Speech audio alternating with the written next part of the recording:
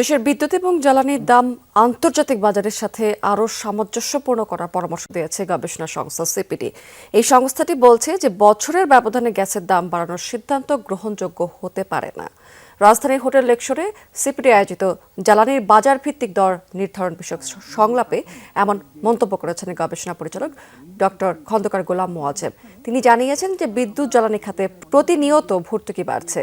2017 সালে এর পরিমাণ ছিল 4,000 কোটি টাকা। 2024 সাল শেষে এটি 32,000 কোটিতে দাঁড়াবে।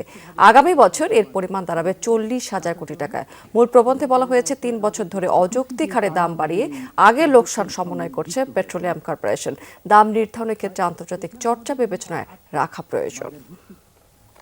মূল্য কাঠামো যে ঋণ চুক্তি, সেই ঋণ চুক্তির এরকম থিঙ্ক ট্যাঙ্কে কাজ করেছেন এবং বিং অ্যান ইকোনমিস্ট তারও এই থিঙ্ক ট্যাঙ্কে কাজ করার অভিজ্ঞতা রয়েছে। পরবর্তীতে তিনি অস্ট্রেলিয়ান গভর্নমেন্টের বিদেশি মিশনগুলোতে তিনি যুক্ত হয়েছেন এবং তিনি অ্যাপ্রিসিয়েট করেন যে এই ধরনের সিভিল সোসাইটির যে রোল, যে একটা ক্রিটিক্যাল ডিবেট তুলে ধরা, ক্রিটিক্যাল ডিসকাশন প্ল্যাটফর্ম তুলে ধরা, তো এই স্টাডিটি সেই ধরনের একটি ডিবেট ডিসকাশন তুলে ধরার ক্ষেত্রে একটা গুরুত্বপূর্ণ ভূমিকা পালন করতে পারে, যেটা কিনা অলরেডি বিভিন্ন ইস্যুতে তিনি দেখছেন। বাংলাদেশে বিভিন্ন ইস্যুতে আলাপ আলোচনা হচ্ছে যেখানে থিঙ্ক ট্যাঙ্কগুলো একটা গুরুত্বপূর্ণ ভূমিকা রাখে, সেটা তিনি বলেছেন।